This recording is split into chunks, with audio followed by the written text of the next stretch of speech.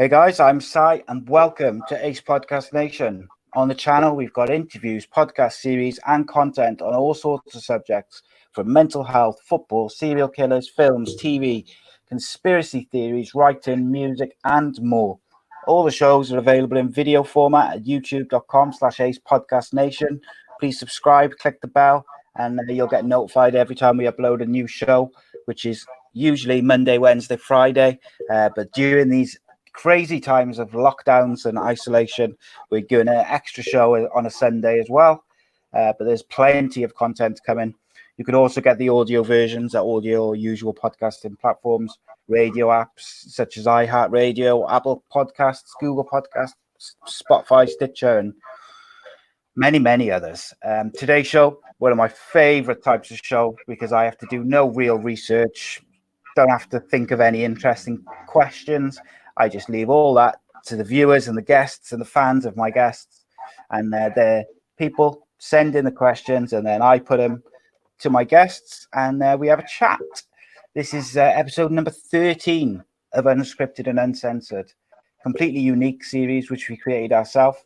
Another unique series which we've recently launched is called My Story. Episode number 3 will have dropped by the time this comes out. Will have dropped this past Sunday with former WBO world champion and Welsh boxing legend, Mr. Robbie Regan. Previous guests on that were former Wales defender Rhys Weston and former England cricketer Chris Lewis. Many, many guests. We've had various different guests on these unscripted and uncensored shows. A lot of them cage fighters, boxers. We've had Rodri Giggs, who's our brother of Welsh manager and Manchester United legend Ryan, UK MMA legends Lee Remedios and Danny Batten, Shed 7 lead singer Rick Witter, UFC stars Brett Johns, Jack Shaw, Modestus Bukakash, which I'm pretty sure that's not how you pronounce his surname, but I keep telling him I just can't do it. We've also had Cage Warriors and Bellator star Tom Mearns, as well as Cage Warriors stars Oban Elliott and Paddy the Baddy Pimblett, plus Scottish international or former Scottish international defender Kevin McNaughton and Welsh boxers Cody Davis and Gavin Gwynn. And there's plenty more of these shows coming up. Today, I am joined by another Cage Warriors fighter, and that is none other than Mr. Luke the Apocalypse Shanks. How are you, my friend? You okay? Great, thanks, my man. Thanks for having me, Simon. And yeah, thanks for that little introduction clip. That was cool, man. Yes. So with this software, you can only insert like really short clips. It can only be like a certain size or a certain length. So I have to be inventive with it because, like, obviously, I'd prefer to put in like video clips and have like a clip of you fighting or clips of people playing football or whatever, whoever the guest is. But I've got to try and work around that. So I've got to go with photos and music, unfortunately. But I appreciate you saying that nonetheless. So yeah, how are you finding the lockdown and not being able to get out and about? Yeah, not the best really, but I've used it as an opportunity to go back home and see my family. So yeah, come down as soon as I found out I wasn't fighting on Cage Warriors. Even caught up with Danny just before the real lockdown happened. That was fun. We just had a quick chat, and yeah, it's been good. Caught up with people, but now yeah, I'm isolated. So yeah, it's a little bit of a struggle, but I mean, I'm sure there's people out there in worse states. Yeah, I think it's kind of just one of them at the moment. I think people, as frustrating as it is and as difficult as it can be, like everyone understands, you know, why it's happening, why we're doing it, but that doesn't always make it easier to deal with on a day-to-day basis.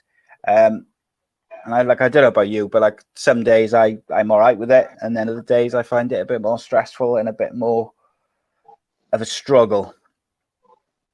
Yeah, that's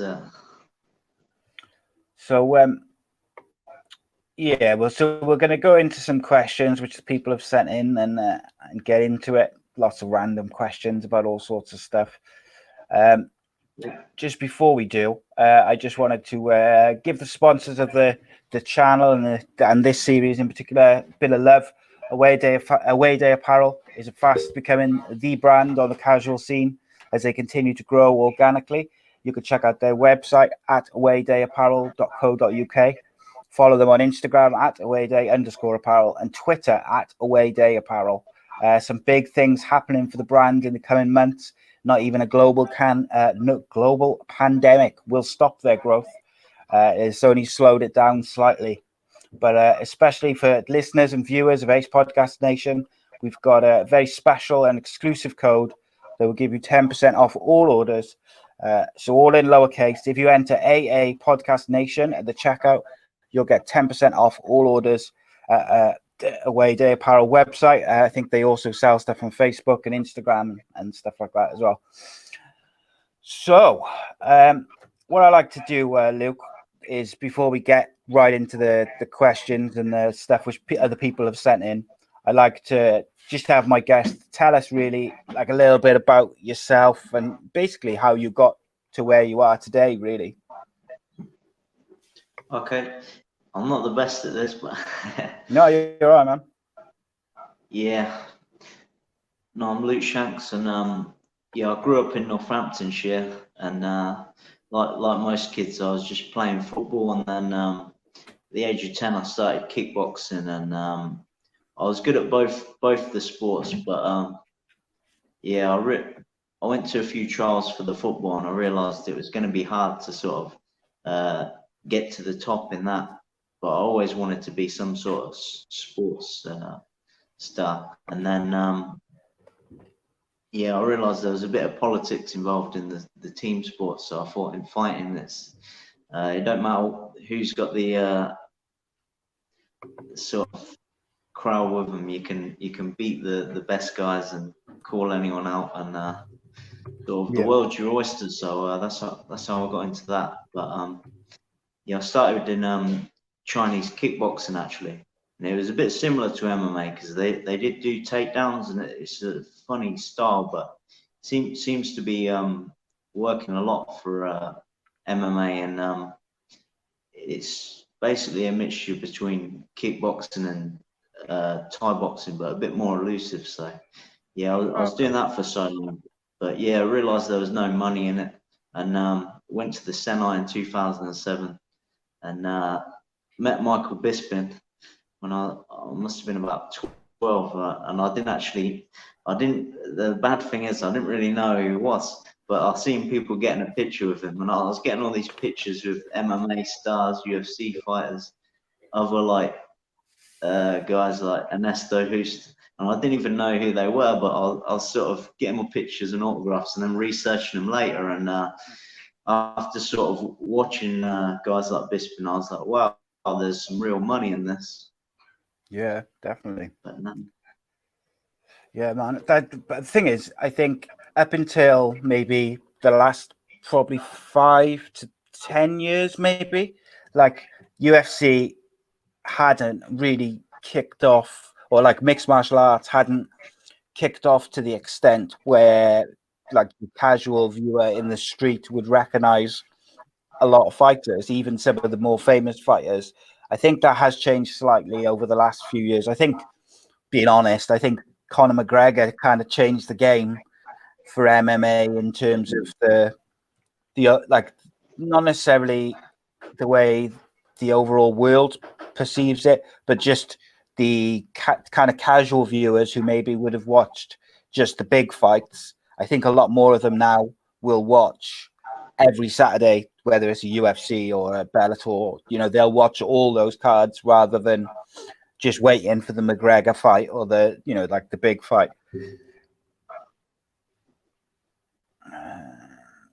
Yeah, definitely. But we had a couple of questions about Conor as well, which we'll get to in a bit. So just to kind of follow up, like what you just said about like just about yourself and stuff.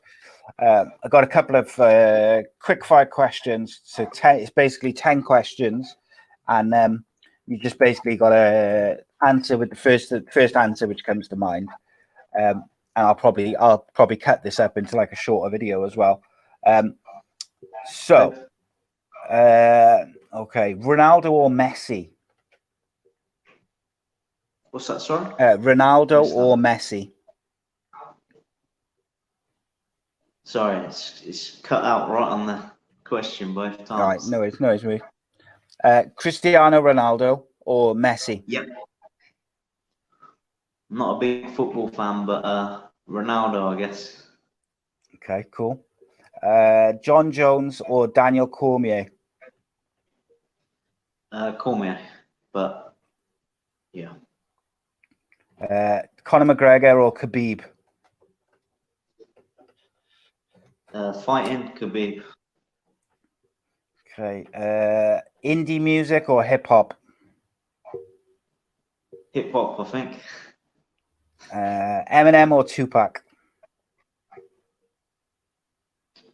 Sorry, can you repeat that one? Yeah, Eminem or Tupac? Eminem for me. Good shout. What else we got? Who's the biggest joker in your team? Callum Bundy Murray. And I'm probably second. there you go. I lost my place. The Beatles or Oasis? I'm going Oasis. Good man. Probably get some hate for that one. Yeah, trust me, I know what that's about because I don't like the Beatles, whereas I'm really into that type of music, and I get a lot of grief for it because I really don't like the Beatles at all. But there we go. And to finish, 3 questions to finish off then. Best British fighter of all time, boxing or MMA? Ooh, it's a tough one. Well, for me, I'm going Bisping. But yeah, I'll stick with that one. Yeah. Good show. Okay. Greatest TV show of all time. So hard that is. Breaking Bad. Yeah. Great shout. Greatest film of all time. I watched it the other day. It's an old one. I think it's called Bad Romance. Brad Pitt. Been watching that many. I'm forgetting what I've been watching. I'm sure it's Bad Romance. It's just resurfaced on Netflix. Okay. An 80s movie. I watched it when I was a kid and I didn't really understand it, but I watched it again last week and yeah, I'm going with that one.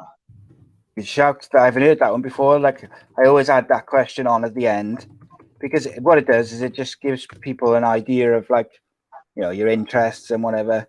And that's, you know, Breaking Bad. Obviously, that comes up a lot. Bad Romance. So that one has not come up. I always like that when we get. Oh, is it? Do you mean True Romance? True Romance.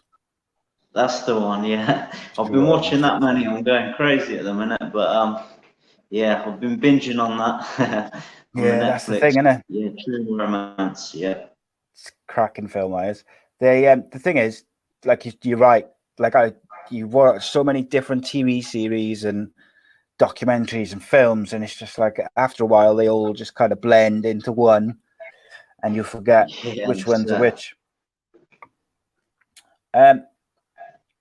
So you mentioned that you did Chinese kickboxing initially. What's the kind of main differences between Chinese kickboxing and traditional kickboxing?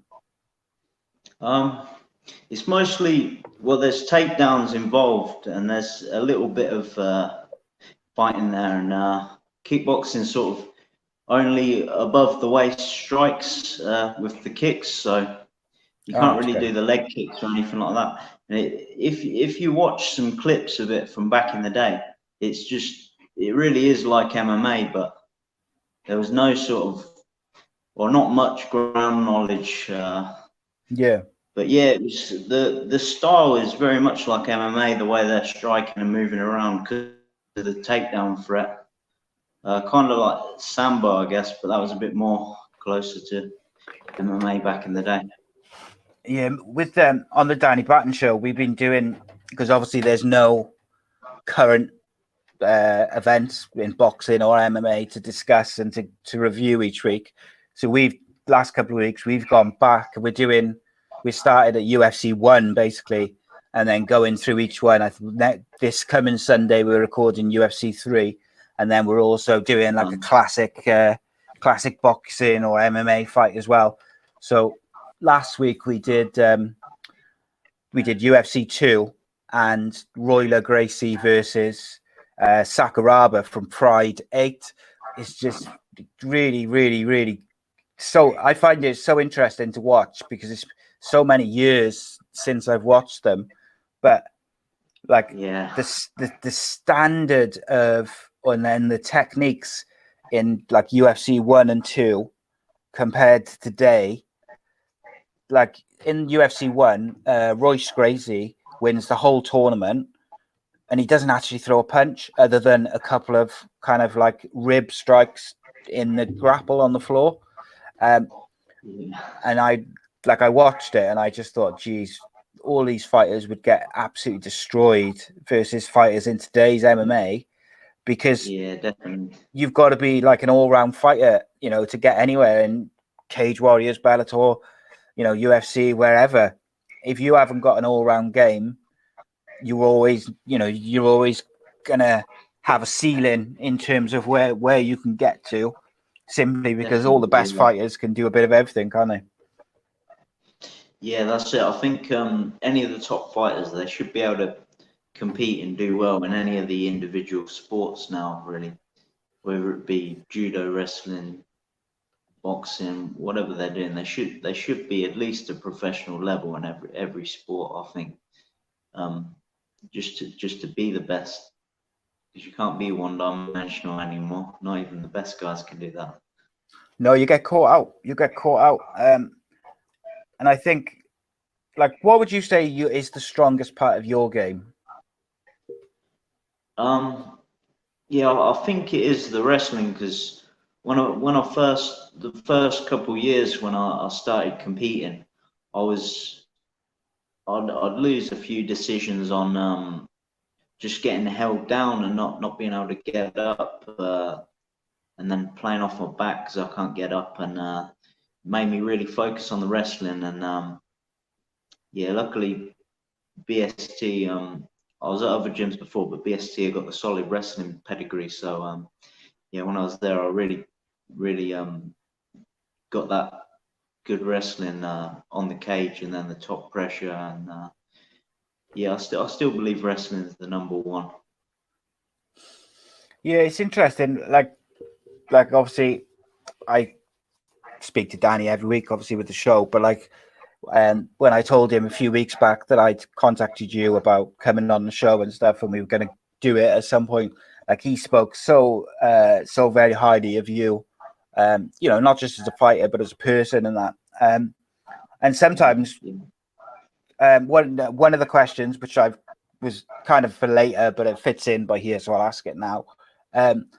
Someone sent in asking why you left BST, simply because sometimes when fighters leave gyms, it's because of a falling out or something. That clearly doesn't seem to be the case, because you both speak so highly of each other. So John was asking, why you did leave.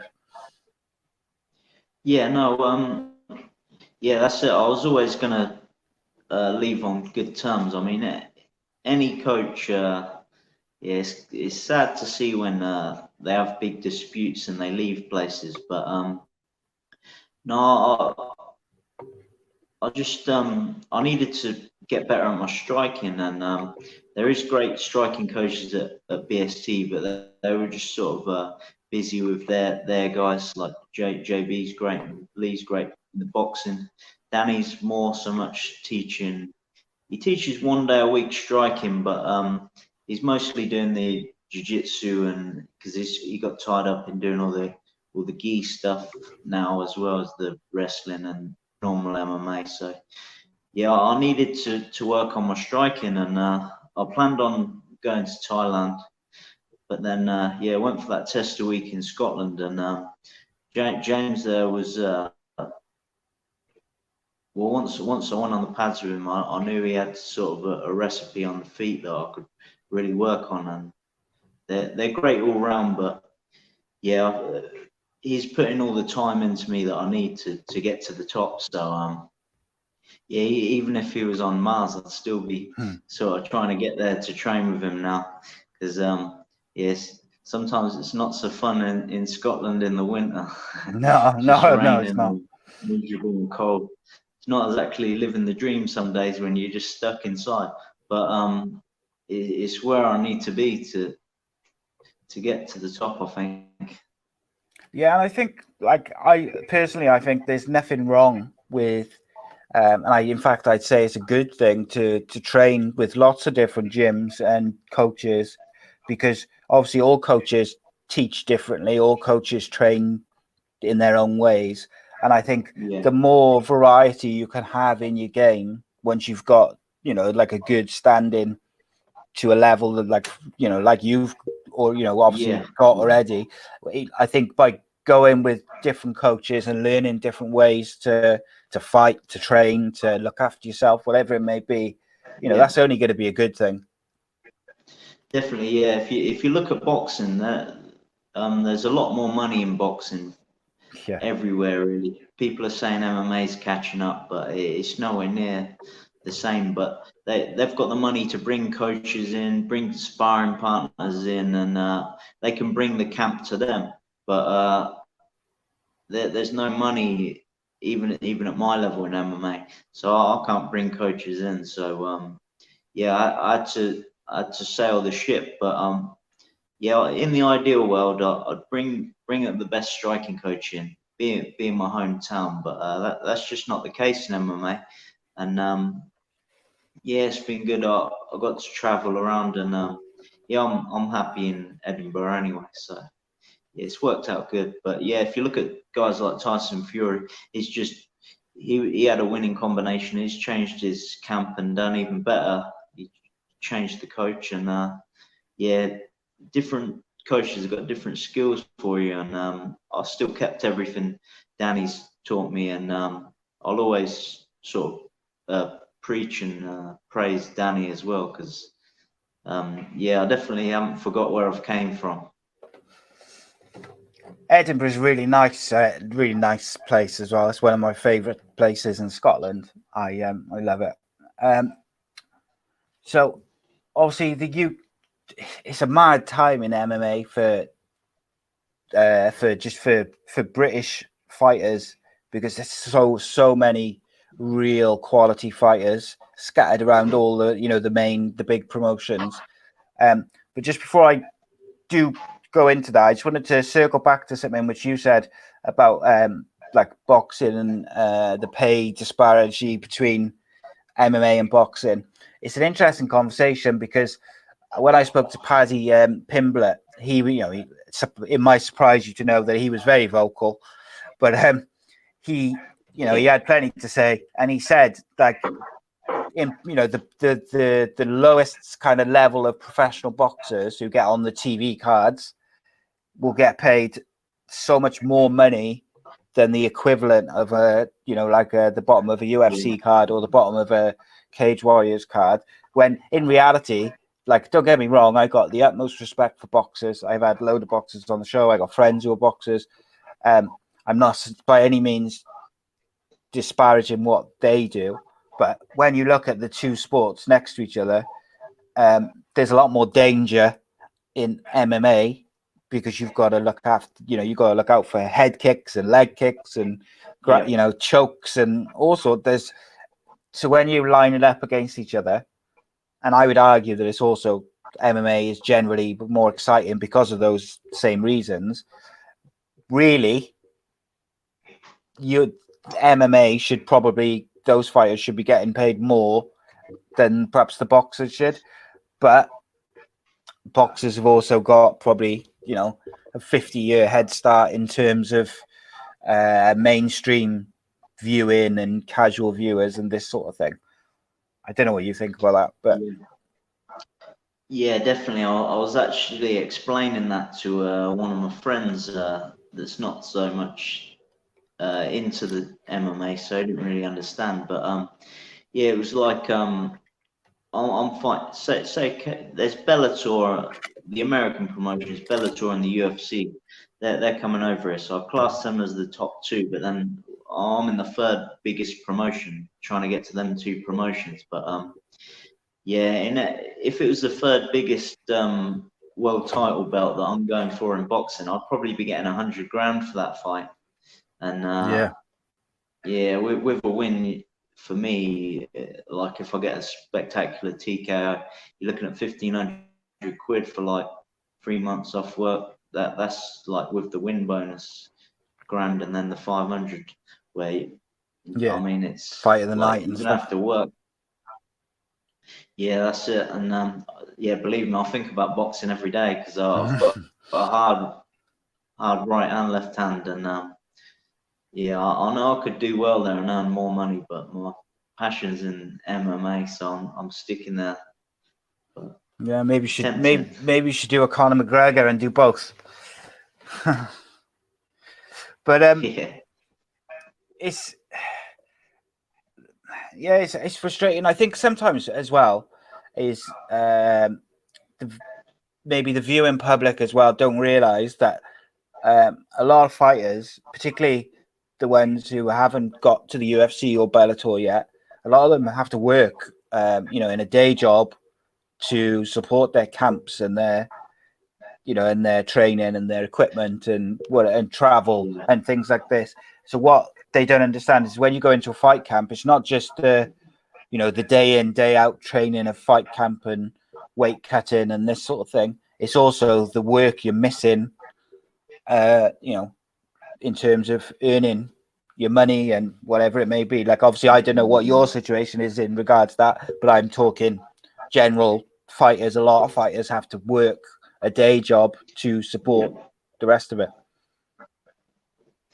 yeah, that's it. I was like, before I moved up here, I had a comfortable plumbing job, and then I was halfway through a gas course, and I just thought this is slowing my progression down. So I left, had a little bit of savings and moved away while I could really. But yeah, I've just been working part time in a nightclub doing security work, and because one of the other UFC fighters, Danny Henry, he sorted me out with some work, and I was saying to him, a lot of the guys at BST as well are doing security. It works well for MMA fighters because you can train in the morning, go sleep in the daytime, and then train at night. But and then obviously after you've trained at 9, you go into the nightclubs for 10 and doing your security shift till 3:30 in the morning. Waking up, you're getting like split sleep shifts. But yeah, for the last one, because it was the big one, the Cage Warriors World Title, I quit work for, I think it was 10 weeks in the end. So I took 10 weeks off, and then borrowed some money off my grandparents, bless them, and I was planning on obviously earning that and the win bonus, and a few sponsors were going to pay me for the win or not. I was just going to break even really over them 3 months, but now I'm like left really out of pocket. I mean, Cage Warriors paid me half my show money, so I got 500, which I'm grateful about, but I'm 2.5 down. I need that. So, I need to get back working ASAP. And yeah, with this COVID stuff, I'm really down at the minute. But yeah, I've got a good family around, so I'm not too sour. But we'll get it back someday. So yeah, we'll get to the fight now. But obviously, what I would say as well is obviously, like you say, you've got good family around. You were able to borrow some money from your grandparents. Not all fighters have that, and not all fighters are in the position to do that. So yeah, it could be very, and I think that's why, like I saw this last week, Dana White, and to a lesser extent, Graham Boylan have taken a lot of criticism from some circles for, trying desperately to get UFC cards and Cage Warriors cards on despite the lockdown.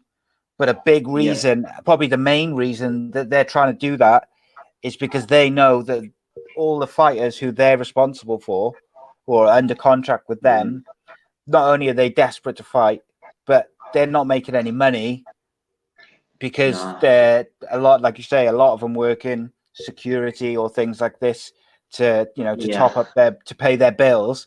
So they're not fighting and they're not doing their day jobs.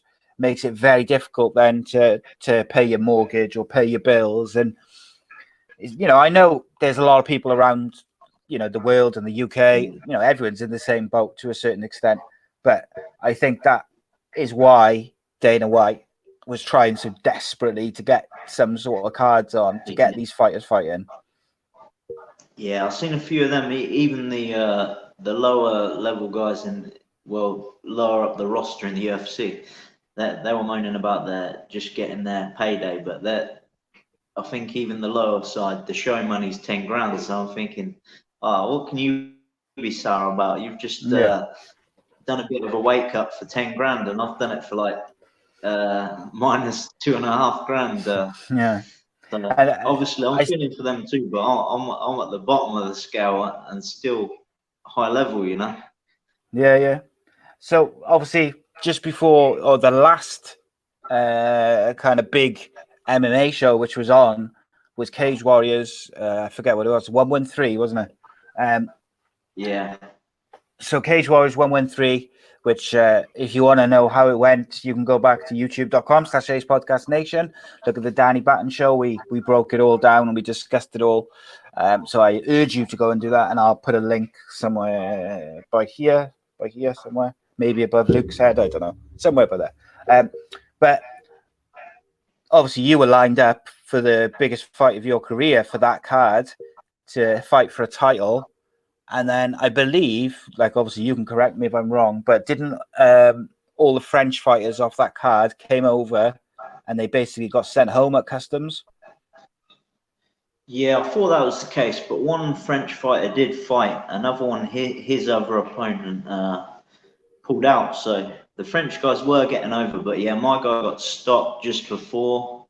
And yeah, I think it was more the case of like the corner team, because they could be potentially stuck out there for a month. And if there's 3 guys like that leaving their families and they've all got kids, it's just it's not like they're going to be making any money.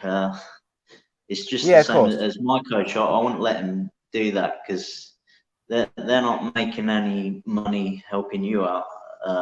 And to be stuck somewhere for a month without your family, it's not worth it. We'll get it rescheduled, but yeah, on my side it's pretty gutting because I would have definitely went out there. I would have done anything to get that fight on the road, but yeah.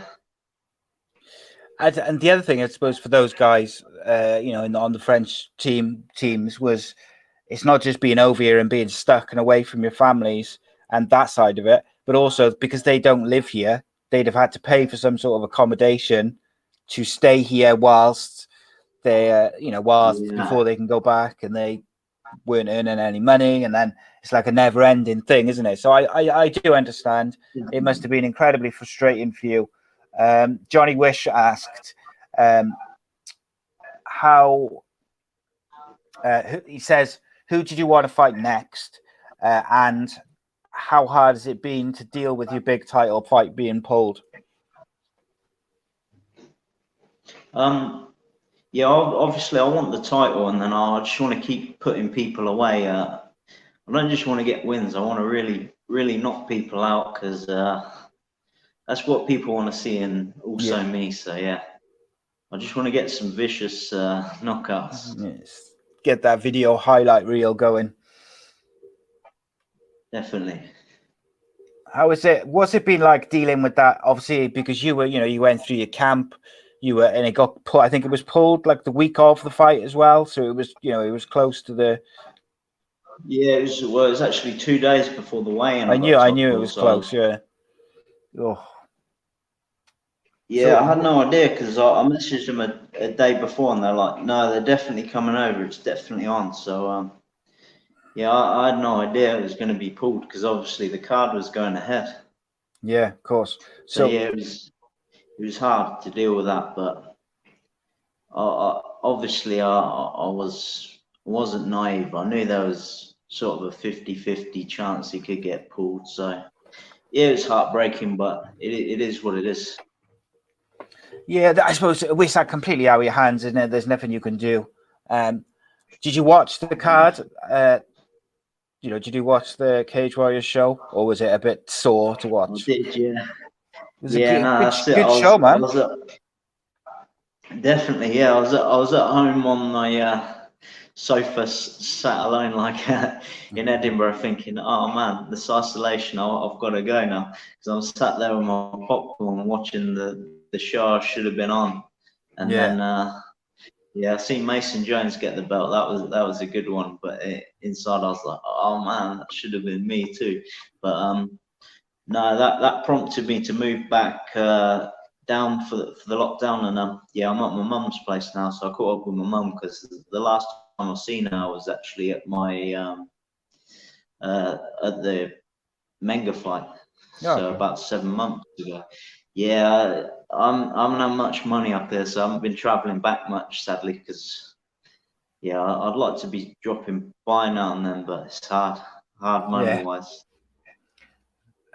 One fight which stuck out for me watching it, and obviously like me and Danny discussed it, was the Armour Singer fight. He really impressed me because I'd seen him fight before and never been massively, not, I wouldn't say like I thought he was dreadful or anything, but I was never massively like, oh my God. And I watched him No, on that Cage Warriors fight and I was like, wow, he was clinical in everything he did. He was very impressive. But of course, yeah. did you fight him or his brother?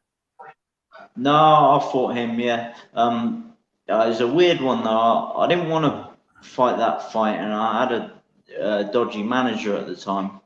I Okay. was fighting out of BST, but yeah, I had this dodgy manager, and I'd already done my pro debut in Scotland. I've been on the Krispy Kremes, and then it's like, oh, you're still fighting for this amateur title. I'm like, I don't want to fight amateur. I just want a pro fight. He's Yeah. like, oh, you've got it in this time. And now I went back to the gym like 2 days out, and I was like, oh, what the hell, man? I'll just do it anyway. And yeah, I was like throwing up before the fight. I wasn't fit or anything, and yeah, I weren't taking the whole thing too serious really, because my body had fell apart after that last one. But I went in there and put up a scrap. But yeah, he managed to snake a decision on me. But yeah, I was impressed with Amazinger, and he is a good fighter. He's definitely sort of top 10 in the UK, but he's not sort of the best yet. He might be one day, but definitely not now. And yeah, I'd seen Bond fight before, and I'd actually done a little bit of sparring with him. And Danny's always on about me about the psychology. He's so smart with that stuff, and he sort of educated me on like the telltale signs of people quitting, etc. And I knew from watching Jake Bond fight in the past, when he gets a bit of adversity, he crumbles, and that's exactly what happened. I knew he'd get caught and then crumble, and yeah, that's what separates some of the guys from the very top. Yeah. Yeah. I think with Amazinger, I was impressed with the time before I'd seen him fight, and I thought he was all right. This time round, I thought he was very clinical, very powerful. He impressed me, I Yeah, gotta be honest. But like you say, as soon as he tags Jake Bond, he just crumbled completely. He yeah, just psychologically didn't want it. And I get that that's, I'm not a fighter. That's easy for me to say. And I don't want to be disrespectful or criticize him, but watching it, that's what it looked like. yeah. Definitely, he didn't look comfortable after he took a few shots, and it was just No. only a matter of time. But yeah, fair credit to Amazinger. He did do it in a devastating way, but when the guys sort of quit, the guys quit. It's Yeah. always gonna look brutal. He Yeah, of was just course, yeah. waiting for the referee to jump in, I think. But yeah, no, it's a good fight to watch, and yeah, I like the other flyweight fight on there, Hignett, who I fought as well. Yeah. That was quite an entertaining fight. That was a bit crazy. Did you watch that one? I did, yeah. I watched that. We were gonna do like like a watch along live, but it was my son's birthday, so I couldn't end up doing it. And I think, then that was right. Then the gyms closed because we would rearrange. We were going to do a watch along on the Friday, so me and Danny were going to like do a show like this, but watch it at the same time. And then obviously that day the gyms all got closed and everything got put on lockdown. So Danny had to sort out the BST gym and stuff, and explain to all the customers and all the fighters what was happening. So so we couldn't do it in the end, which was disappointing. But once there's some fights up and running, we're going to do some live watch along podcasts because I think they could be quite fun. Okay, let's find you some tricky questions. Let's have a look. Okay, so JD asks, who's the biggest prick you've met in the fight game so far? Who's the biggest pro? Prick. Oh, prick! What, in fighting or in general? Yeah, just someone you've met along the way, whether it's another fighter or a dodgy manager, or whoever it may be. Oh, man, that's a tough one because I don't like putting out names of these guys. No, no, of course. Then you sort of advertising them. You know what I mean? Yeah, probably I'm going to fight him in the future for sure. And it's another. There's not many of us flyweights out there, man. So I'll probably be defending the belt against him, and I really want to knock that guy out. So yeah. Okay. So I'll look out for that one then. Not for Dean, but you can't really hate for Dean. I just want to knock him out because he's got the belt. Yeah, man. Yeah, so I'll look out for that one and see if I can work out who it is when you defend the belt. Yeah. Who else we got? What else we got? Is there any similar question really, but is there any fighters that you don't really get on with, and why? Not really, no. It's weird in gyms. You got a few guys in training that are like life or death. They won't want to tap the super competitive sort of scream or injure you rather than tapping out.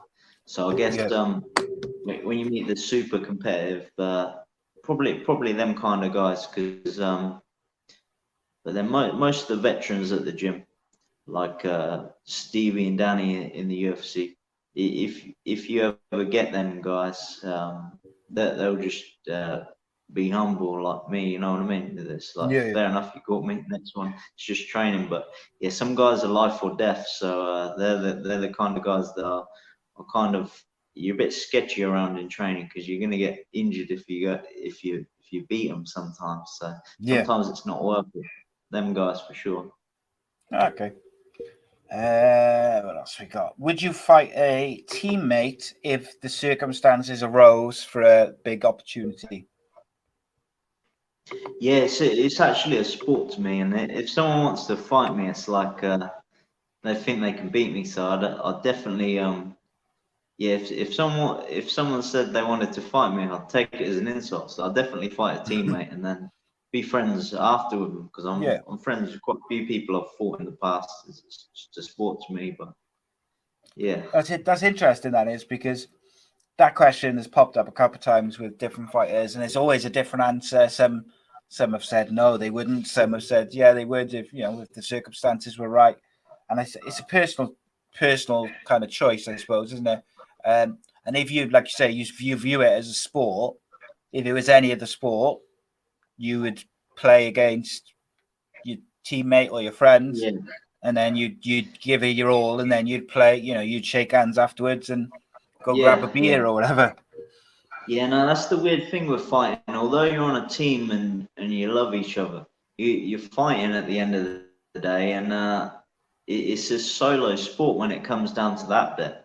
And if you think you're the best in the world, like I do, you're already saying you're better than everyone else your weight class. Yeah. In the gym, essentially, or anywhere. So you've already said that, so you might as well back it up. But yeah, some people could think that's sort of a dick move saying that, but that's what I believe. Yeah, man, it's fair enough.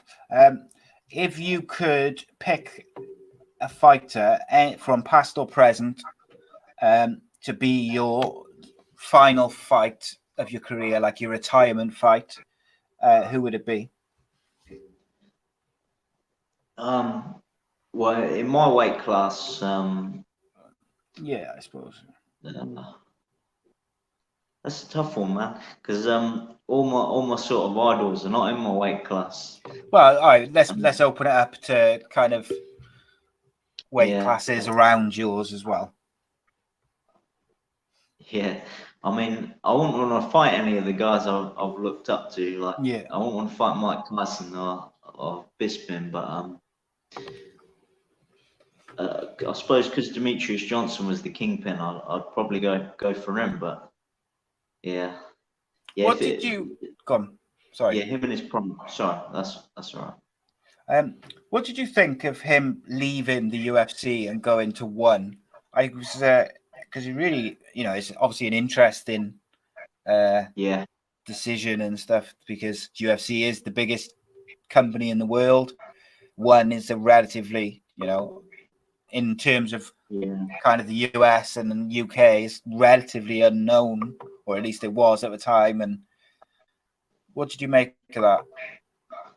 Yeah, I think, we'll never really know how good Demetrius Johnson really was, because the rest of the division was so weak back in the day. But now there's a few real serious killers. But the thing I got from it, I watched an interview with him about 3 months afterwards when he'd gone to ONE, and he was saying he had some sort of intestine problems, so he couldn't stay very heavy. Okay. And I think he said he was walking around at about 62 instead of 65, like, so that's kilograms compared to all the other guys. And Cejudo, being a big guy, he was going to be too small for him after doing that. And I think he knew Cejudo one day was going to beat him anyways, because of obviously the wrestling pedigree and just being a super athlete. So it was a good move for him to go away, but I think he didn't really want to defend it that last time because of this problem he had with his weight. And Cejudo being so big, it was inevitable he was going to beat him. But I think he's gone over there, and the guys he's fighting are smaller flyweights, so he's doing a lot better still. If he's still struggling with that intestine problem, he was saying he could barely eat or anything like that, and he was staying really light. And if you look at him now, he is a lot smaller than he was. So yeah, it's good business move for sure. Yeah, absolutely. I think it's weird because I certainly got the impression from listening to him on a couple of podcasts and some other flyweights that maybe they felt like Dana White didn't really fancy the flyweight division. But then once Demetrius Johnson left, they suddenly found a load of flyweights who were pretty good, and the division looked quite strong. Yeah. So, I don't know what you don't know what you make from that. Would you like, say hypothetically, if the UFC, when they do this UFC London card, if they were struggling for fighters and they offered you a fight with Cejudo, would you take it? Yeah, for sure, man. I think what they're missing over there is just the guy that can knock people out. But now that Brazilian guy's come onto the scene and took the belt, he can do the knockouts, so he's going to be quite a big name in the future. It's just like if you look at boxing, even the guys that beat Tyson, they only cared about Tyson. They wanted to see brutal knockouts, and everyone's the same. We all want to see it. So until someone like me comes along and really put people out, and that I think it's what's his name, Formiga? No, it's not Formiga. It's Formiga. I forget. Possibly, yeah. It's one of them two Brazilian guys that are at the top. When he got that brutal knockout, that's what people want to see. So I was surprised, and I really enjoyed that fight. Yeah, there's been some amazing UFC flyweight fights recently. Is it Figueiredo? Figueiredo. Figueiredo. He's the one. Yeah, man. He's there's a couple in that flyweight division of the UFC, which obviously looking good. I do a podcast with I don't know if you would know him. His name's Barry Phillips. He's been an MMA medic for quite a lot of Cage Warriors shows. Not so much recently, but kind of over the past couple of years. And I do a regular podcast with him. Comes out every Friday for everyone who wants to see it. It is for over 18s though, because it contains a lot of swearing and adult content. But yeah, check that out. But we were talking on this week's show, which actually came out today, about the potential if Cage Warriors or UFC can put a card out, like any fighters now in this lockdown who are not doing everything which they can to stay in shape and be prepared, missing a trick. Because if Cage Warriors suddenly got a card in 2 weeks and they say, right, who can fight? If you're not in shape or you're not ready, then you could potentially miss out on like a huge fight.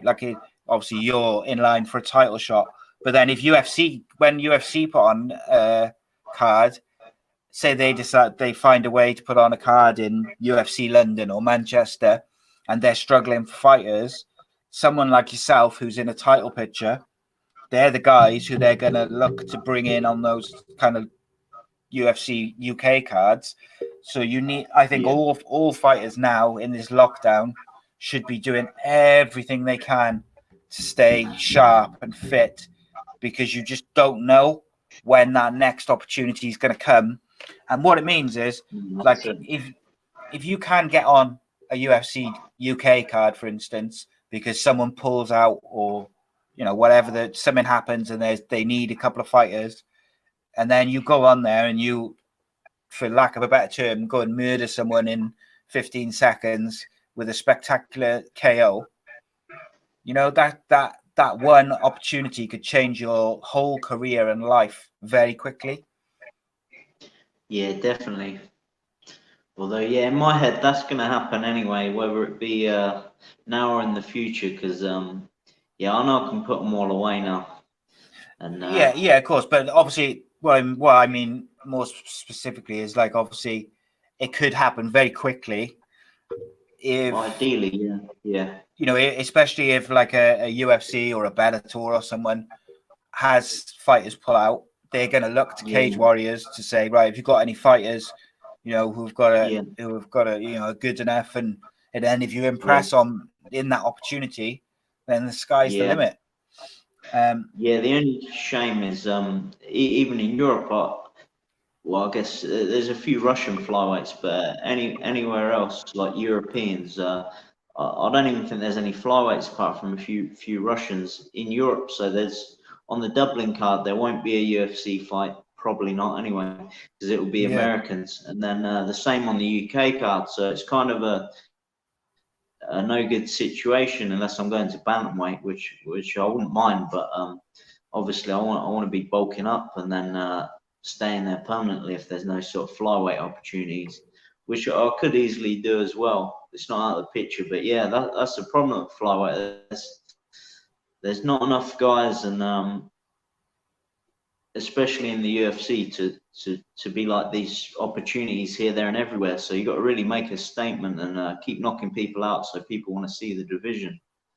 Because it is falling apart, sadly. Yeah, flyweight is flyweights are so spectacular to watch. Which is the shame of it all, that there's not more flyweights around to make the division strong. And then, like I say, the UFC flyweight division is obviously looking very strong at the moment. Well, yeah, a little bit. The top guys, the rest of the division's a bit out of the water. I know I could, if they put me in there, I know I'd be in the top 10 instantly. Where in any other division, that's gonna be kind of impossible. Yeah. Sadly, it is a bit of a weak division, but yeah, that's the problem. A lot of these guys, they don't even have the power to knock people out and put them to sleep. And when you're one of them guys that can do that, there's only a few, even in the UFC, when you get to the highest level, because the guys have got good chins, and there's only a few guys that can be able to do this, and they're the only guys I'd be scared to fight anyway. I don't think there's anyone in the UK or the Cage Warriors division that could do that to me. So Is yeah. so in your opinion, outside of yourself, who do you think the best 3 flyweights are in Europe? Honestly, I don't know. There's like 10. There's about, if you look at the topology, there's about 10 guys, and they've not fought each other, so no one really knows. So. All right, okay. What But about in the world? Yeah, yeah, that's the thing. Benavidez, if you break him down, it's not that sort of technical, but he's definitely number 3. And then you're looking at Cejudo, and then the new guy Formiga. So them guys, and number 4's Figueiredo's number 1, Yeah. or number 2. Then Formiga's number 4. And then after that, it's just a bit weak. I think there's that guy from New Zealand, I can't remember his name, but he's not that great, but he's still in the top 10. The division is just weak, so you need to be a real entertainer and start starching people to keep the division, I think, because it is a shame, but it is what it is. It's not as good as the other divisions. And, do you think so? You'd fancy your chances against any of those fighters? Yeah, definitely.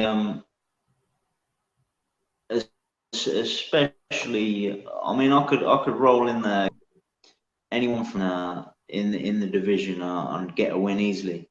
The top 5, I mean, I'm probably being honest. Maybe I mean, I could probably knock them all out, but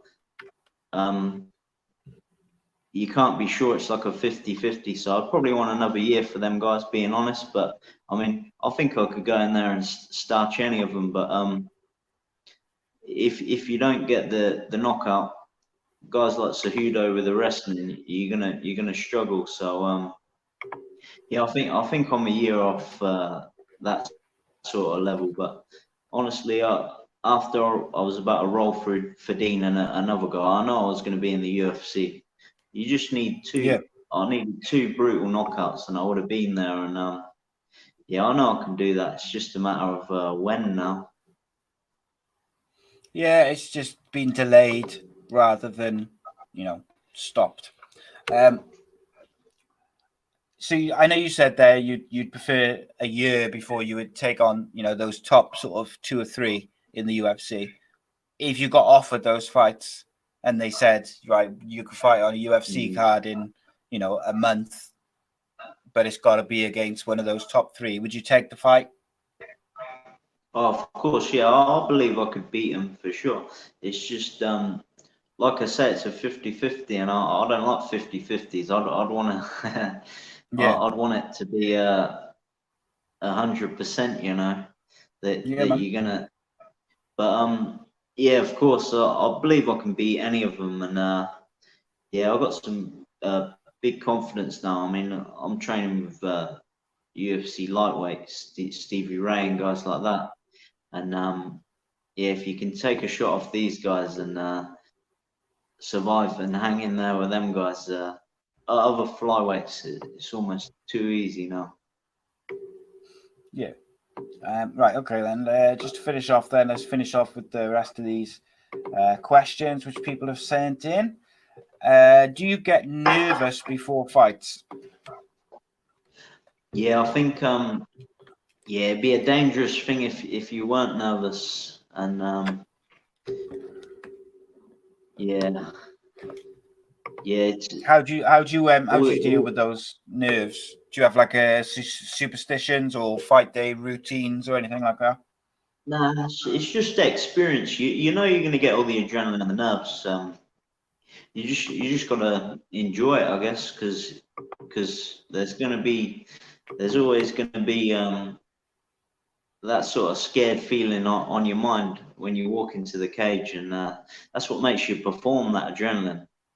And yeah, I've been reading all, like today, I was on Mike Tyson's book reading that again, and he was talking about that Cus D'Amato, guy talking about the deer when it's scared, it will jump 15 feet, but under adrenaline, and when it's about to die, it can jump 40 feet just through pure adrenaline. And that's the same on the night in the fight. When you can punch, you can all that sort of adrenaline can do great things. So if you haven't got that, you're not going to do great if you're just not scared in the fight.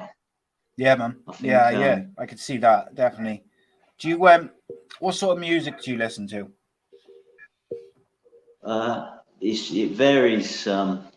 Literally, I've got a playlist of all mixed up songs. So it's anything from like rock, country music, hip hop, R&B, just a mixture. I think I get bored listening to the same genre over and over again, but it's good to mix it up.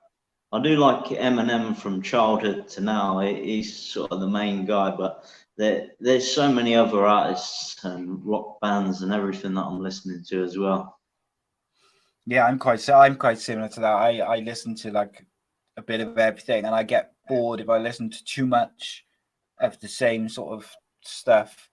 And I discovered recently Welsh grime, which I hadn't heard before. And there was I found like a load of like grime tunes which I really liked, and they're made by like artists like around where I live and stuff, that was really surprising to me because it was cool though. But yeah, I listen to anything. I enjoy it. Do you use like listen to certain music before fights, or is it just still a bit of everything? On the night, I don't tend to listen to music and put my headphones on. And I'm normally sort of just talking with my team and keeping it all real, because you see some guys, they put on the headphones and get all scared in their own thoughts, or you can just be around the people you're about to go into the fight with, and just act as normal as possible, because I've seen it too many times in amateur, when you're in the corner with someone that's freaking out next to you, who's about to fight before you, and they've got their headphones on and they're prancing around the dressing room, and you're thinking, man, you're letting these nerves get the better of you. You look petrified over there. So I try and keep it as cool as I can, and just think about what I'm going to do to the guy, Yeah, and I suppose like you just chat into the people who've got you to like helped you get to where you are and got you through fight camp and stuff like that. I can see the benefits to it. Peaches asks, who's the most famous person in your phone contacts? I haven't got anyone, I haven't even got Stevie's number. There you go. But I guess Stevie Ray's the most well-known that I'm speaking to most days, but yeah, I haven't even got his number. Don't even know if he likes me. No, he does a bit. She always asks that question to every single guest. I think she just knows you or something. I don't know. But she always asks. Do you have any? Is there like a biggest regret from your career so far? Something you regret from your career so far? Not really. I mean, I know I could have been places sooner, if you know what I mean. But yeah, it's all part of your story. If you're comparing yourself to someone else, like my mission was to get to the UFC when I was 22, when that was when I was 18, and the sport blew up with the likes of McGregor, and the level just went up. So it's been a bit harder, and it's taken a little long to get there because it's unpredictable, this new sport, and the level's just grown. And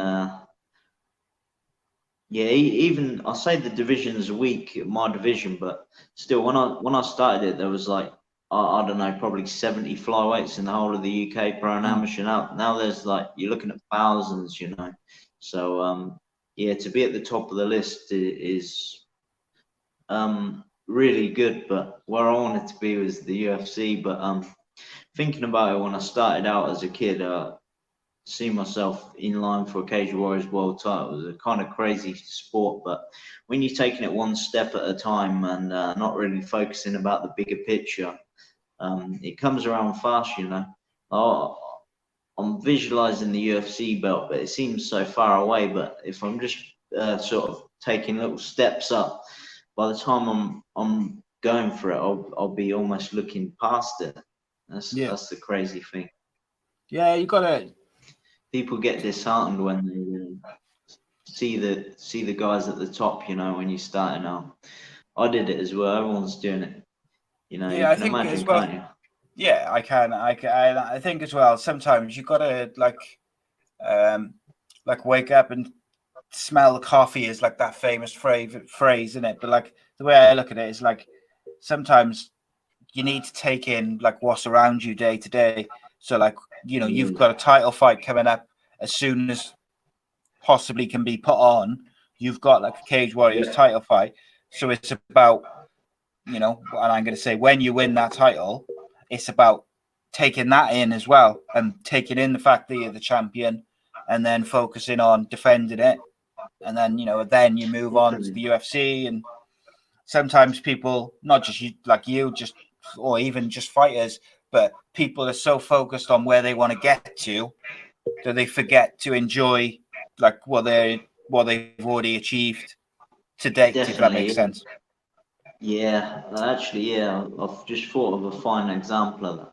I was watching. I was at the Bellator London, and Pietro Mengo, who I fought in my last fight, he was fighting Spencer Hewitt, and I remember it was like a 30-second first punch of the fight knockout. It might have even been less time than that. And it was just brutal. And I was thinking, oh man, I wouldn't want to fight that guy. Like I got chills in the stands thinking, oh, I wouldn't want to go up against that guy. And then fast forward like 3 or 4 years, and then I'm actually knocking him out. So Yeah. that's how crazy it gets. But yeah, at the time I was like, I wouldn't even want like 10 grand to step in there with that guy. He looks like a savage. And Yeah, I actually things took his change. best shot in the fight too. So yeah, it's funny how if you look too far, and it can be a bad thing as well. Where if you Yeah, just take it definitely. one step at a time, you can sort of fly through the rankings. Oh yeah. What's the best moment in your career so far? Yeah, definitely the last one. Like I say, just from getting chills in the stand, watching that guy to then finishing him, that was just massive, you know. Because I was I've never been scared of a guy I've fought, because I've never thought like I can get knocked out or hurt by this guy. I'm just like, oh, I might get embarrassed on a decision at worst, if you know what I mean. But yeah, that guy, I was like, man, I can get slept here, and it's my biggest fight, pro main card of Cage Warriors live in front of thousands of people. You're going to be like one of them clips getting knocked out that goes viral. And luckily, I weren't on the receiving end of it. But yeah, I was feeling the nut. I kept it cool in my corner for my corner team to see that I weren't sort of freaking out. But inside, I was like, man, yeah, I was freaking out in there. Okay, so last couple of questions for you. What's Danny Batten like as a coach? What's that? Sorry. What's Danny Batten like as a coach? Oh yeah, he's a brilliant coach. Yeah, his psychology and strategy in MMA is like second to none. And yeah, I couldn't recommend him enough. He's just a great coach, and yeah, you feel confident when you're walking out to fight with him. And just like James is these two in the corner, they tell you exactly what you need to do and when to do it. And that's such a hard skill, because obviously, especially at flyweight, the guys are moving at like 10 times as It's fast so as quick. yeah. I've been in a corner myself, and I've went to say stuff, and then it's already on the next transition. And it's such a skill when they can say it before it's even happening, because anyone can see it and then go, oh, say that. But actually, when you're calling out what to do before it happens, that's a crazy skill in itself. And yeah, Danny and James have got that, but not many fighters have got that. Not even in the UFC, they've got that kind of level coaches where they can say that stuff. Because you can even listen in now on UFC Fight Pass to both corners, and the stuff some of the UFC teams are saying is just horrendous. Really, you're like, man, they need a Danny Batten or Jim Doolan in the corner. There was one fight. I forget what fight it was. It was recently. I think it was the empty arena match, or the card which UFC did with no fans there. And one of the fights, the corner, the instructions they were given, like even me as someone who's not trained and not like an MMA coach, I've never fought in my life. I was just like, Jesus, what the hell are you going on about? And it was infuriating. Which I heard, but I also found it really surprising. I am interested, just going back to that question which which Jody asked about Danny as a coach. I am interested in what Danny's like when he's training people, in terms of, is he a shouter or is he more of a talker? Only because obviously, like, I'm friends with him now and I've grown to know him, but I just know him to talk to and to kind of shoot back and forth on the phone and stuff. Yeah, he's a bit, obviously when he's teaching he's serious, but in between is a class clown, man.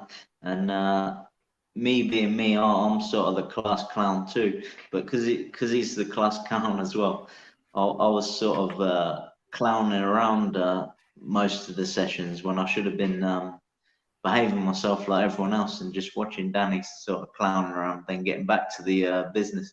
But I'm clowning around too, and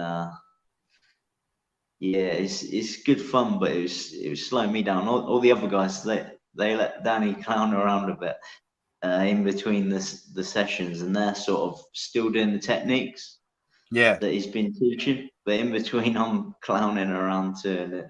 And yeah. Did he ever tell you off? No, no, definitely not. I'm not like James knows what to do with me now. I've been talking when he's been teaching once, and he's dragged me across the I've been sat down. He's dragged me across the mats like a little kid when I'm playing up. I need someone to sort of be being the teacher around me. Where Danny's just one of the lads, but obviously when he needs to be serious, he can be. But no, he's a great laugh to be around, and yeah, there's never a boring session. Plus, obviously, you're learning every day. So yeah, nice. It's great to be around Danny. Yeah, he's a really good man. Like, he's taught me so much, just not even just about MMA, just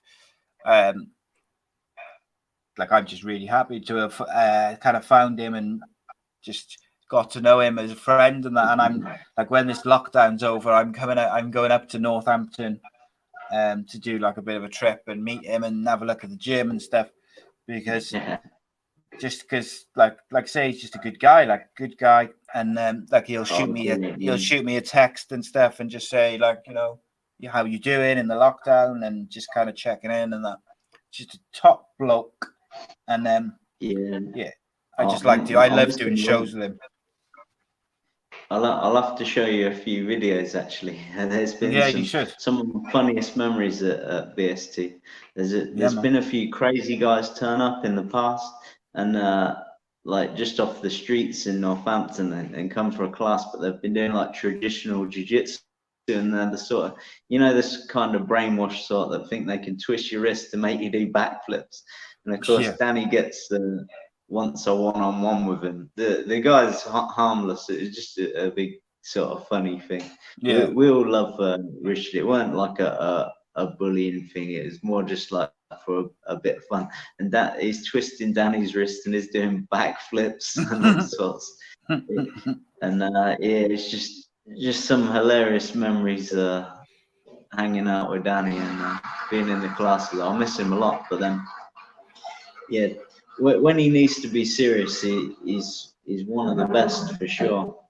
Yeah, funny enough, when I had Tom Mearns on, he said the same about Danny's ability to strategize like MMA fights, and particularly when it comes to jiu-jitsu and stuff like that and grappling.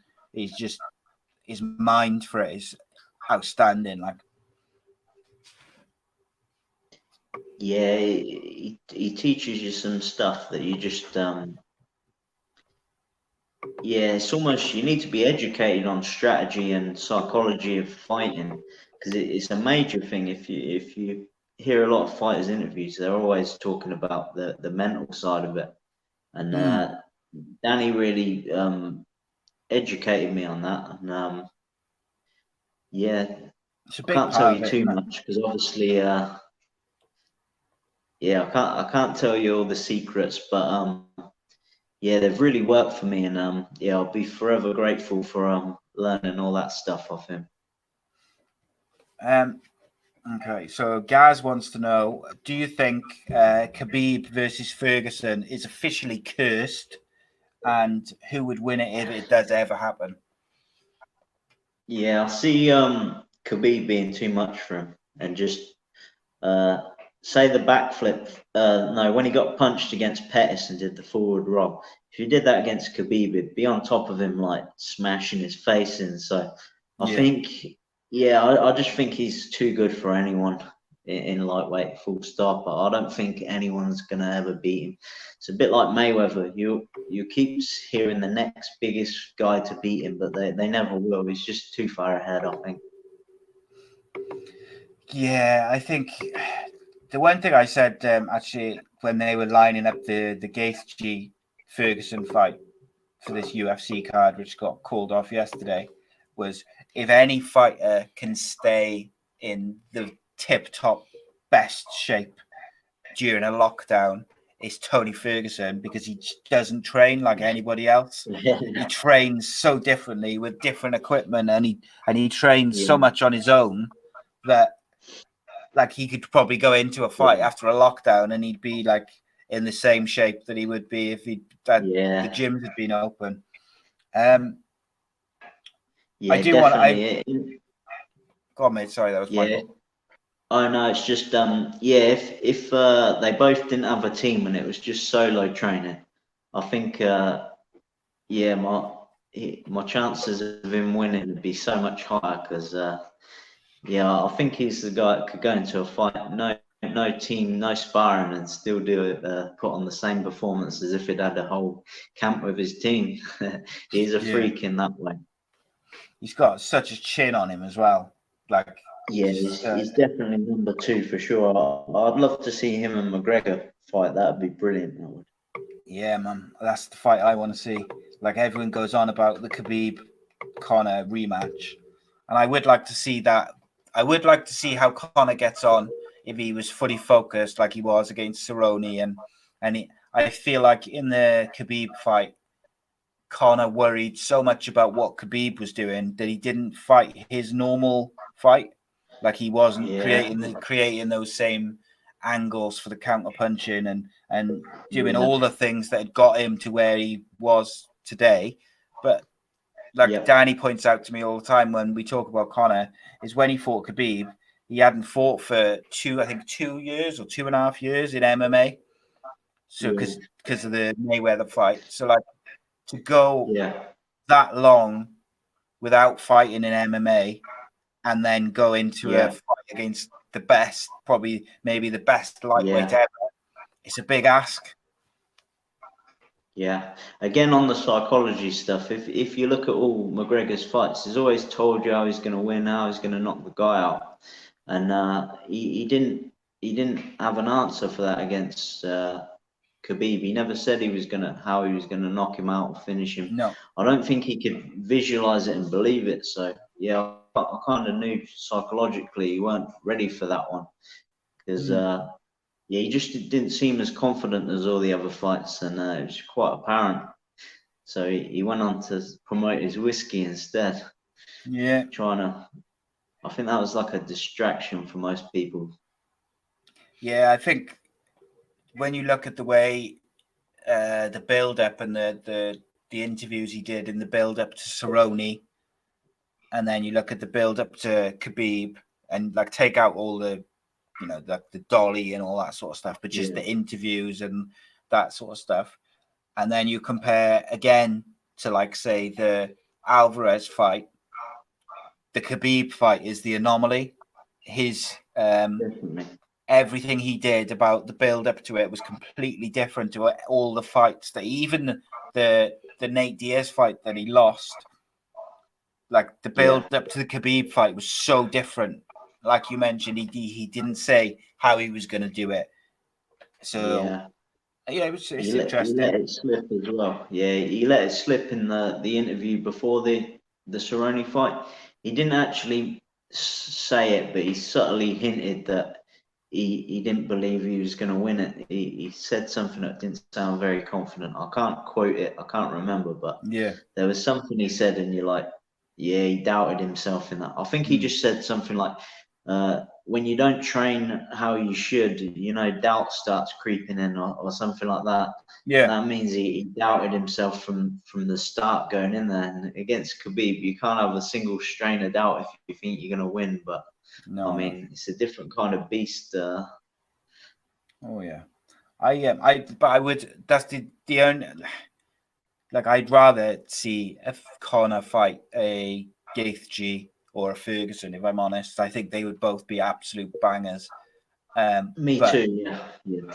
But if you could guarantee me a motivated, focused Conor McGregor, then I would like to see how he does against Khabib with the right frame of mind and the right training and the right preparation. Me too. I'd love to see that. Okay, literally last couple of questions then. Paddy the Baddy Pimblett, what's your opinion of him as a fighter? He's a very good fighter, and he got sort of made too big too soon, but now I think he is at the level where he can make the UFC. I think they threw him in the deep end too early instead of building him longer. But he's a very good fighter, and he's definitely one of the best in the UK at lightweight now. He seems really strong. The only thing is that division's so strong in the UFC. Wondering how he'd get on with those guys is a different sort of thing. But yeah, he looked like an animal in his last fight. He did really good, but as soon as he got his hands on him. Yeah, that division's stacked, man. It's a tough one, but no, he's a great fighter. Even the Cage Warriors division is pretty stacked in that division. Let alone the UFC one is insane. But the Cage Warriors division is stacked also. Okay. In your opinion, which British fighters should we keep an eye out for over the next couple of years who could potentially make a jump to the UFC? I'm gonna have to say myself. Yeah, man. Yeah, you're gonna have to keep an eye out for me on getting the knockouts, I think. Excellent answer. That's the word. Apart from me, Leon Edwards, man, he might be the next guy to get the belt. Who knows? Who do you think will be the next British person, a British fighter, to get a UFC belt? Yeah, Leon Edwards. Leon Edwards, you reckon? See, I think it'll be Jack Shaw. But do you think? Yeah, maybe I'm a bit biased. I might be a bit biased, but Jack Shaw for me. Yeah, could well be. He is a very strong bantamweight now, and very talented. I think he'll do well. His all-round game, I think, is very, very good. But you just that top game is brilliant. It's one of those things, isn't it, as well? And you need that bit of luck. I don't necessarily mean in terms of the actual fights, but you need that bit of luck to get that big fight or to get a certain fight to come along at the right time, and then you win that fight, and then someone else gets injured or loses a fight, and it all kind of opens up for you to get a title shot or a number one contender shot. And so you do need that kind of luck on your side as while you're going through your division and building that highlight reel, as we said. Okay, Definitely. last question then. Last question. What's the funniest thing you have ever seen in an MMA cage? Let me think. It's a tough one, really. There's been so many crazy ones, I guess. Probably McGregor, actually, when he jumped the cage and then got in a fight with the referee. Yeah, that was Or the insane. Khabib. No, I've changed my mind. The Khabib fight, that when he punched the Russian guy on the fence and then he getting pounded on. Yeah, That was definitely crazy. that fight. That was the funniest thing I've ever seen. Insane, wasn't it? And like Khabib jumped the fence to go after Dylan Dennis, and you're Yeah, the thinking, eagle jump, that was brilliant. just as it's like calming down, and you're thinking, all right, it's going to kind of calm down. Some other Russian guy jumps the fence to go after Connor in the octagon, and Connor smacks him, and then it all kicks off again. It's insane. That was brilliant. I saw a video clip the other day from an amateur event in the UK where it was these two dudes, they were fighting, and the one guy's like knocked the guy down. He's got him in full mount and he's like just pounding him, both fists straight in, and the referee's like stopped it because the guy's unconscious, and the guy just keeps going and keeps going. He's just sat on him, just pounding him, and the referee's like trying to put him off, and he won't, and he's because he's continually hitting him in the face and the head. Obviously, the referee's getting concerned, and the referee just puts a rear naked choke on the guy who's in the mount and just pulls him down and chokes him out, and like until he calms down. Like, but I was just like, whoa, that's wild. But I think he did the right thing though. He did the right thing because the guy was unconscious. Like, you can't be smashing someone's face while they're unconscious repeatedly. And it's the referee's responsibility, isn't it? Oh no, that's terrible refereeing, really. Yeah, I've had a few fights with terrible referees where you're just like, come on, man, stop this. Yeah. Like, you're choking a guy out unconscious and you can't let go of him because he might come back around. So you're choking him, and it's got to the point where he's been asleep for a few seconds, and their corner teams had to scream in to get. To get me to let go because the referee's just looking like cluelessly, and you see that time and time again. It's terrible, really.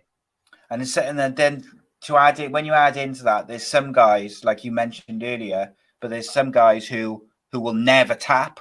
Like, they'd rather their arm break than tap out, or they'd rather go unconscious than tap out. So then that's when you need like top tier referees like John McCarthy.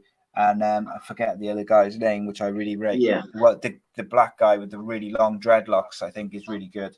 I forget his name. Oh, Herb Dean. Yeah, man. I think he's really good. And the guy who was at Cage Warriors, the last Cage Warriors show as well, I think he's one of the better referees. Rich Mitchell, is it the bowler? Yeah, I think so. Yeah. I think he's a really good ref, actually. But I do you think they should have ex-fighters as refs and judges?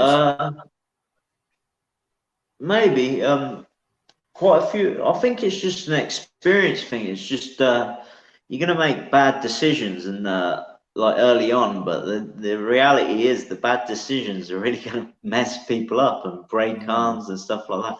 Because obviously, as a fighter, I mean, I wouldn't tap. I'd rather get put to sleep, and unless it was gonna like seriously injure me, like, I don't know, you're gonna be out for 6 months for your knee or permanent injury, I'm not gonna tap from any other kind of lock or submission. So yeah, you want guys around that are gonna sort of separate it, because you need referees to protect fighters from themselves. I think judging, definitely fighters should be judges, but referee is, again, it's another skill. So maybe as long as they're highly educated and they've been around for years, they should be doing the top shows. It's just, starting out like anything else. There's not enough training or anything. You probably just go on a 3-day course and you can be an MMA referee. Yeah, you need one more of them things. It's just, while you're sort of learning it, it's deadly what can happen. Yeah, Yeah, that's it. And I think like Big John McCarthy, such a good referee, and I think he's a big loss to the UFC. Where he's gone into commentary and been a pundit, because not just for the fights that he referees, but also like helping young referees coming in as well. I feel like he's a big loss, but he was in. We were watching UFC 2, like I mentioned earlier the other day, and then who would be there for his debut as John McCarthy, like in UFC 2, and I was like, Jesus, that's insane. But yeah. Cool. Okay, Luke, tell the people where they can find you on social media and stuff. Yeah, my Facebook page, Luke the Apocalypse Shanks, and on Instagram, Shabba Shanks MMA. And stay tuned, because I'm going to be the next flyweight Cage Warriors champ, and then go on to the UFC and get that belt too. Taking over. Definitely. Guys, you can find me on Twitter at acecast_nation. Same on Instagram, facebook.com/acecastnation. Subscribe to the YouTube channel. We have at least three new shows every week with top fighters, actors, footballers, all sorts. We have a live football show every Monday evening, 7:30, with former Premier League striker Andy Campbell. Every Wednesday, we release a new Danny Batten MMA show, or the Danny Batten Fight Show, as it's been rebranded, because we also cover boxing as well. Every Friday, The Boot and the Limp, which is over 18s explicit language. It's an X-rated, light-hearted look at the world and the news and then every Sunday we release an extra show as well. Subscribe to the YouTube channel, youtube.com/acepodcastnation, as that's the best way to support us as a channel as we keep trying to build it up and grow. Luke, thank you for your time, my friend. I've really enjoyed our chat. Well, thanks for having me on, Simon, man. And I love listening to your podcast. So yeah, thanks, man. Thanks, man. I really appreciate it. And we'll have the little clip play us out. And guys, we'll see you next episode. Cheers. Play. Always take